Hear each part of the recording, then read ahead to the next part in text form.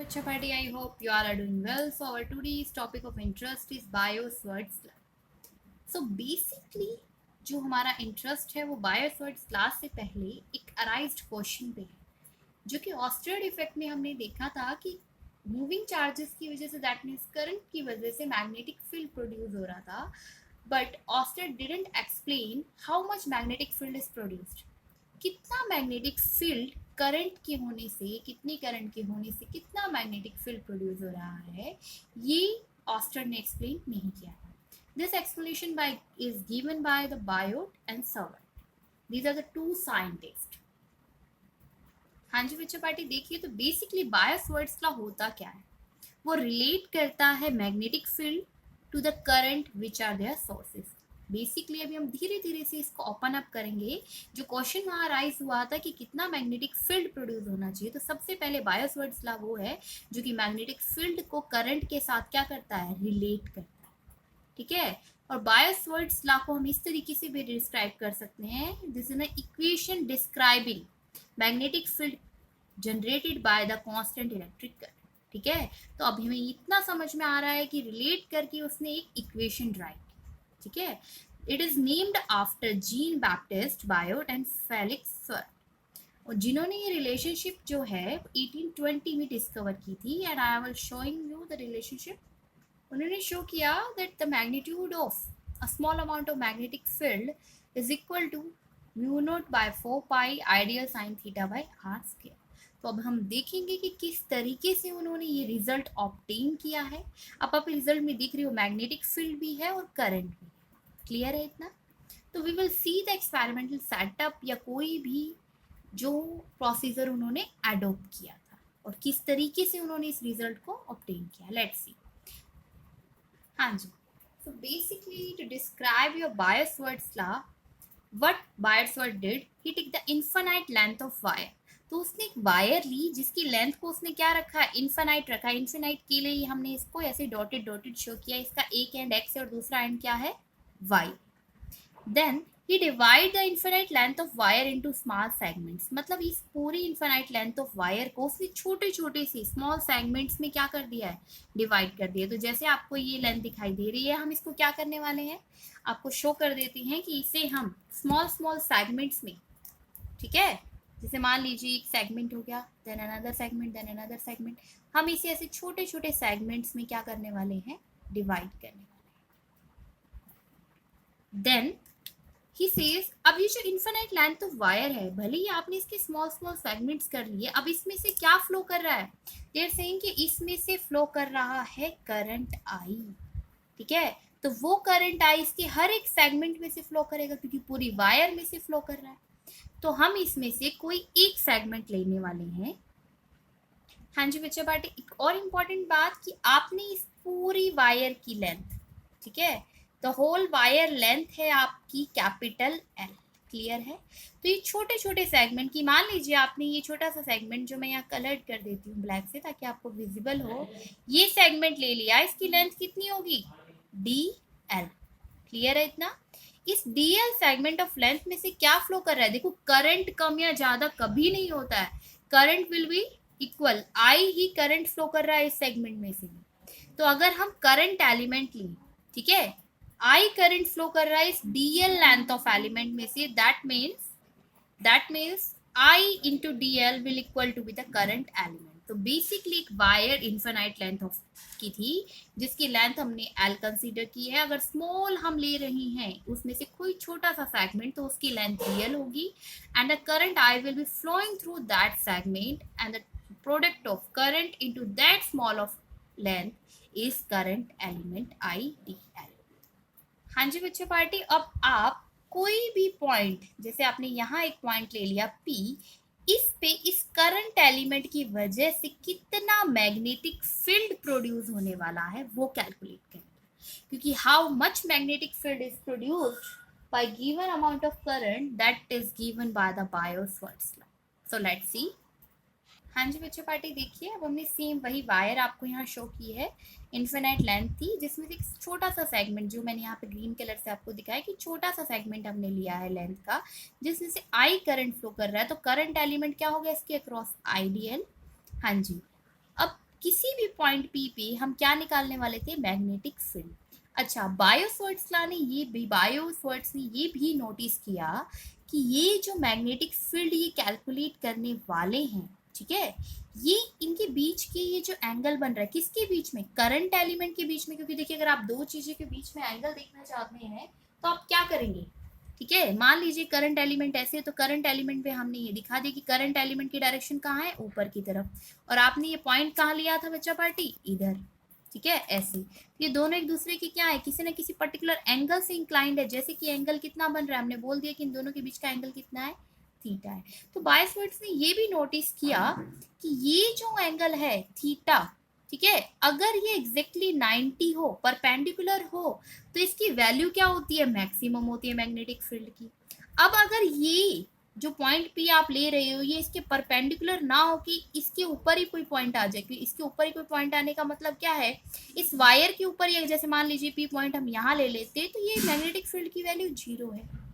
ऐसा क्यों है, ठीक है, ये इसकी प्रॉपर्टीज को भी रिसैम्पल करता है। अभी हम देखेंगे, ये आपको वैल्यूज भी कैलकुलेट करके दिखाएंगे कि कैसे ये इफेक्ट कर रहा है थीटा की, ठीक है, angle between the current element and the point P, इसके वेरी होने से कैसे मैग्नेटिक फील्ड की वैल्यू चेंज हो रही है। तो देखिए बायोस्वर्ट्स ने एक रिलेशन दिया जो कि वेक्टर फॉर्म में था, magnetic field due to current element at point P, ठीक है, which is given by this equation. उन्होंने बोला कि मैग्नेटिक फील्ड जो है वो डायरेक्टली प्रोपोर्शनल एक तो करंट की and the small element of DL and the vector cross product of ये जो करंट एलिमेंट और किसका वेक्टर क्रॉस प्रोडक्ट, इस आर्क, जो पॉइंट पी से इनके बीच का जो हमने पोजीशन वेक्टर लिया है, ये क्या लिया है, इस करंट एलिमेंट से पी पॉइंट तक का आर लिया, divided by the R cube. हाँ जी, जैसे ही हम इसे सॉल्व करते हैं बच्चा पार्टी, प्रोपोर्शनलिटी साइन हटाएंगे तो कांस्टेंट आएगा which is mu naught upon में 4 पाई। हाँ जी, अभी जो वेक्टर क्रॉस प्रोडक्ट है, जब भी आप वेक्टर क्रॉस प्रोडक्ट लगा हटाते हैं यहाँ से, तो आप कौन सा एंगल यूज करते हैं, साइन का एंगल, ठीक है, दैट इज साइन थीटा। तो आप लिखेंगे यहाँ पे dB will be equal to में mu naught I D L sine R sine theta upon में 4 पाई आर क्यूब। क्लियर है इतना। तो ये अगर आप देखते हैं आर से आर क्यूब, तो यहाँ पे आप कैसे लिख सकते हैं, mu naught I D L sine theta upon में आर 4 पाई आर स्क्वायर। इसीलिए बायोस्वर्ट्स लॉ इस तरीके से भी एक्सप्लेन किया जाता है that the magnetic field produced is directly proportional to the current element and inversely proportional to the square of distance between them and that of angle which is made by the current element and the point P where you have to calculate the magnetic field। तो इस equation से भी ये लोग क्या किया जाता है, डिफाइन किया जाता है। देखिए ये तो आपका जो मैग्नेटिक फील्ड है वो हम ये देखना चाहिए, चलो ठीक है हम इसको मैग्नीट्यूड के फॉर्म में लिख लेते हैं कि मैग्नीट्यूड में कैलकुलेट करने वाले हैं।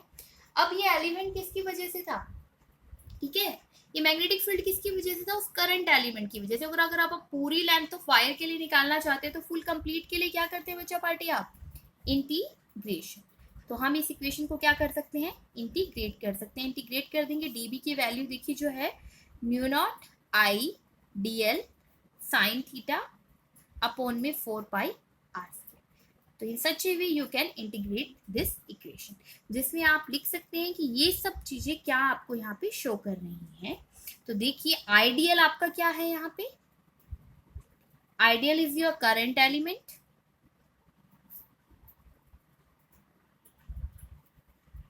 हाँ जी बच्चों पार्टी। तो now we will see some special cases. Special cases in what sense, अब हम ले रहे हैं थीटा को रिस्पेक्ट में, कि मान लीजिए कि थीटा क्या है, 0 है, that means the angle between point and wire. Theta किसके बीच का एंगल है बच्चा party, theta is the angle between point and wire. अगर इन दोनों के बीच का एंगल 0 होने का मतलब क्या है समझो, let's see the diagram again. देखिए हम ये एंगल बोल रहे हैं कि 0 हो जाए, 0 होने का मतलब क्या है, ये क्या था, ये करंट एलिमेंट से ये पॉइंट पे ऐसा कुछ था। अब 0 होने का मतलब क्या है कि ये पॉइंट पे कहाँ शिफ्ट हो जाए, इस वायर के ऊपर ही, क्योंकि अगर ये यहीं पे शिफ्ट हो जाएगा तभी इन केस क्या हो सकता है, एंगल 0। तो आपका केस ये इस तरीके से भी डिफाइन हो सकता है, if we consider that point on the axis of wire, ठीक है, जो हमने यहाँ पे लिखा है कि that theta is equal to 0, तो ये आपका इस तरीके से भी आ सकता है, you have to calculate the magnetic field value when the point P present on the axis of wire, या वायर के ऊपर अगर पॉइंट पी है तो आपका एंगल कितना हो जाएगा 0। तो देखते हैं मैग्नेटिक फील्ड की वैल्यू क्या है इस केस में।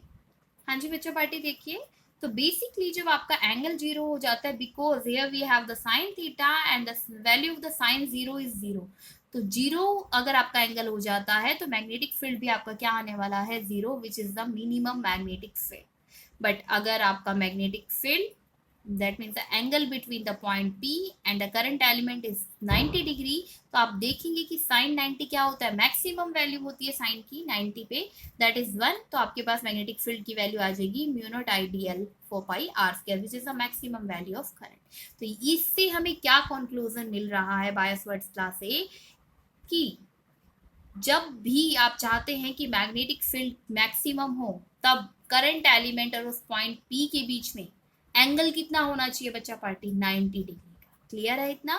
This is a very important conclusion we have obtain, कि जब भी एंगल उनके बीच में 90 होगा तो मैग्नेटिक फील्ड की वैल्यू हमें मैक्सिमम मिलेगी। Now the very important question right there is, what is the direction of magnetic field. यहाँ पे इस डायग्राम में मैग्नेटिक फील्ड की डायरेक्शन क्या होगी, लेट्स सी। हाँ जी बच्चों पार्टी, तो बेसिकली ना मैग्नेटिक फील्ड की दो ही डायरेक्शन होती है। मैग्नेटिक फील्ड क्या है, एक वेक्टर क्वांटिटी है, तो उसकी डायरेक्शन क्या है, दो ही होती है, तो इनसाइड द पेपर या फिर आउटसाइड द पेपर। अब इसके लिए हम यूज करते हैं राइट हैंड थंब रूल को। तो सबसे पहले आपको ये समझना जरूरी है कि राइट हैंड थंब रूल होता क्या है, लेट्स सी। हाँ जी बच्चों party, I hope this diagram is visible to you. तो बेसिकली देखिए क्या है, जब भी आप एक कोई स्ट्रेट वायर लेते हैं, ठीक है, हमने इन्फिनाइट वाला लेंथ ऑफ वायर ली थी, अभी कुछ कर्व शेप की थी, it's okay, we will take this, but आप सिर्फ अभी राइट हैंड थंब रूल को समझिए कि क्या है। अब जब भी कोई स्ट्रेट वायर लेते हैं, जैसे कि समझ ली यहाँ पे एक स्ट्रेट वायर है, क्लियर है, जैसे मैंने ये एक स्ट्रेट वायर आपको दिखाने के लिए पेन शो कर रही हूँ, आपने स्ट्रेट वायर को क्या किया, अपने हैंड से होल्ड किया है। होल्ड करने में आप देख रही है जो आपकी कर्ल फिंगर्स हैं, कर्ल फिंगर का मतलब क्या है, ये जो डायरेक्शन है आपकी फिंगर्स की, जैसे मैं इस पेन को इस तरीके से होल्ड करूँ, क्लियरली विजिबल हो रहा है आपको, लेट्स सी।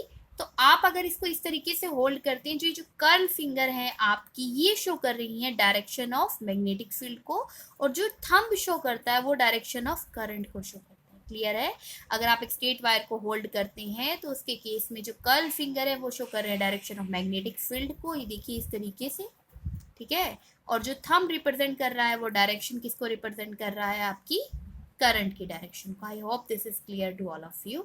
नाउ अब हम आपको होल्ड करके दिखाएंगे कि किस तरीके से इनवर्ड या आउटवर्ड होगा। देखो, अब आपने इस वायर को कहाँ से पकड़ा है, क्योंकि इसमें मैग्नेटिक फील्ड कैसे है, इस तरीके से है, this is the way, clockwise है एंटी क्लॉकवाइज है, ये एंटी क्लॉकवाइज है। इसके केस में आपने वायर अपने इसको इस तरीके से पकड़ा है और करंट क्या है, ऊपर की तरफ है। हाँ जी, लेट्स सी। हाँ जी बच्चा पार्टी, तो आपको राइट हैंड थंब रूल से इतना क्लियर हो गया होगा कि जो कर्ल फिंगर होती है वो ऑलवेज रिप्रेजेंट करती है डायरेक्शन ऑफ मैग्नेटिक फील्ड को, एंड थंब रिप्रेजेंट करता है डायरेक्शन ऑफ करंट को। मान लीजिए आपकी जो वायर है वो कुछ इस तरीके से रखी है, लेट्स सी, जैसे कि यहाँ पे एक वायर हमने ली है और जिसमें यहाँ पे क्या कर रहा है, करंट फ्लो कर रहा है, ठीक है। अब आपको पॉइंट क्या है कि अगर आपको इस पी पॉइंट को देखना है कि आपका मैग्नेटिक फील्ड आप इस पी पॉइंट पे कैलकुलेट करना चाहते हैं, या फिर मैग्नेटिक पॉइंट आप इस क्यू पॉइंट पे कैलकुलेट करना चाहते हैं मैग्नेटिक फील्ड की वैल्यू को, लेट्स सी। अगर मैं इस वायर को ऐसे होल्ड करती हूँ और मेरे को जाना है पी पॉइंट पे, देखिए पी पॉइंट पे जाते हुए, पी पॉइंट के लिए मेरी फिंगर्स क्या है, आउटवर्ड आ रही है, this means outside outward magnetic field, जिसको हम शो करते हैं डॉट से। एक सर्कल के अंदर अगर आप डॉट लगाते हैं which shows that is an outward magnetic field. अगर आप इस क्यू पॉइंट को टच करना चाहते हैं, क्योंकि आप क्यू पॉइंट पे मैग्नेटिक फील्ड को निकालना चाहते हैं, तो देखिए इस वायर को मैंने फिर से होल्ड किया। अब अगर क्यू पॉइंट में देखूंगी तो कहाँ है, इधर, तो यहाँ पे आपको मेरी फिंगर्स की टिप्स क्या दिखाई दे रहे हैं, अंदर जाते हुए दिखाई दे रहे हैं, ठीक है। तो इसीलिए यहाँ पे मैग्नेटिक फील्ड कहाँ है, अंदर की तरफ है, that why it is represented by the cross. Clear है इतना? हाँ जी, देखो इससे अपोजिट भी आप करके देख सकते हो। मान लीजिए कि आपने करंट कैसे फ्लो किया, आपने वायर ली, इसमें करंट मैं मानती हूँ कि इस डायरेक्शन में फ्लो कर रहा है, ठीक है। तो अब आपको इसको किस तरीके से होल्ड करना है, देखो थंब को हमेशा रिप्रेजेंट करनी है डायरेक्शन ऑफ करंट, तो मैंने इसको अब इस तरीके से होल्ड किया, क्योंकि थंब किसको रिप्रेजेंट करेगा, direction of magnetic field, current को, तो करंट की डायरेक्शन में मैंने थंब रख दिया। अब अगर मैं ये पॉइंट पी लेती हूँ, यहाँ पे पॉइंट पी है, ठीक है, देखिए यहाँ पे पॉइंट P है तो मेरी फिंगर्स कहाँ है, अंदर की तरफ है यहाँ पे, इसीलिए यहाँ पे मैग्नेटिक फील्ड अब क्या होगा, ऐसे इनसाइड होगा। क्लियर है, क्योंकि मैग्नेटिक फील्ड की डायरेक्शन करंट की डायरेक्शन पर डिपेंड करती है। और अगर आप यहाँ पे एक पॉइंट Q लेंगे तो अब इस केस में अगर आप देखेंगे तो आप Q पॉइंट पे देखिए, Q पॉइंट पे मेरी फिंगर्स कहाँ जा रही है, आउटवर्ड निकल रही है। करंट थंब किसको शो कर रहा है, करंट की डायरेक्शन को, फिंगर्स बाहर की तरफ, दैट मीन्स Q पे आपके पास कैसा है, आउटसाइड मैग्नेटिक फील्ड। क्लियर है, जो अभी ऑस्टर्न ने हमें कंक्लूजन बताया था कि करंट की डायरेक्शन मैग्नेटिक फील्ड पे डिपेंड करती है, मैग्नेटिक फील्ड की डायरेक्शन करंट पे डिपेंड करती है, सॉरी। तो ये क्लियर हो रहा है, क्योंकि करंट की डायरेक्शन अगर ये थी तो मैग्नेटिक फील्ड देखिए कैसे था, अब करंट की डायरेक्शन आपने ये की तो मैग्नेटिक फील्ड ऐसी। अब alignment of wire, alignment of wire का मतलब है अभी आपने इस वायर को कैसे होल्ड किया था बच्चा पार्टी, एक्स एक्सिस पे। अब अगर ये वाई एक्सिस पे हो तो लेट्स सी, हाँ जी बच्चे देखिए, जैसे आपने वाई एक्सिस पे रखा, अब वाई एक्सिस पे जैसे मैंने ये रख दिया और मैंने आपको क्या शो करके दिखाया है कि हमेशा थंब रिप्रेजेंट करेगा डायरेक्शन ऑफ, किसको रिप्रेजेंट करेगा, करंट की डायरेक्शन को। अब पी पॉइंट पे अगर मैं देखना चाहती हूँ तो पी पॉइंट पे आप देखोगे आपकी फिंगर्स कहाँ जा रही हैं, अंदर की तरफ जाएंगी, आपकी फिंगर्स अंदर की तरफ जाएंगी, दैट्स वाई मैग्नेटिक फील्ड को आपने क्रॉस से रिप्रेजेंट किया है। अब इसी केस में अगर मैं क्यू पॉइंट लिखती हूँ तो क्यू पॉइंट पे देखिए थंब तो है, लेकिन क्यू पॉइंट पे आपकी फिंगर्स कहाँ है, बाहर की तरफ आएंगी, आप होल्ड करके देखिएगा अपने हैंड से, तो आपको कैसे रिप्रेजेंट करना है, आउटसाइड मैग्नेटिक फील्ड। अब जो आपका केस था उसमें क्या था, कुछ करंट ऐसे जा रहा है और आप इस पी पॉइंट पे क्या कर रहे थे, मैग्नेटिक फील्ड को कैलकुलेट कर रहे थे। स्टिल आप इस वायर को ऐसे रखिए, ठीक है, हमने इसे होल्ड किया, होल्ड, थंब किसको रिप्रेजेंट करेगा, डायरेक्शन ऑफ करंट को। देखिए मैं सामने नहीं रख रही हूँ। अब पी पॉइंट, अगर आप पी पॉइंट देख रहे हैं तो आपकी फिंगर्स कहाँ जाएंगी इस पी पॉइंट के लिए, अंदर की तरफ, दैट मीन्स यहाँ पे मैग्नेटिक फील्ड क्या होगा, इनसाइड, जिसे हम क्रॉस से रिप्रेजेंट करेंगे। तो बायस-वर्ट्स लॉ का जो अभी हमने चेक किया, अपनी वैल्यू कैलकुलेट की, उसके केस में मैग्नेटिक फील्ड कहाँ होगा, inward, I am showing you again. हाँ जी बच्चा पार्टी देखिए, तो बेसिकली अगर आपने ये लिया करंट एलिमेंट था, अगर आप अब यहाँ पे मैग्नेटिक फील्ड देख रहे हैं तो देखिए थंब किसको रिप्रेजेंट कर रहा है, डायरेक्शन ऑफ करंट को, एंड मैग्नेटिक फील्ड के लिए आपकी फिंगर्स कहाँ जा रही है बच्चा पार्टी, अंदर की तरफ, इसीलिए ये मैग्नेटिक फील्ड क्या है, क्रॉस से रिप्रेजेंट करेंगे, that is the inside magnetic field, inward the plane of paper. I hope this is clear. So this is all about Biot-Savart's law.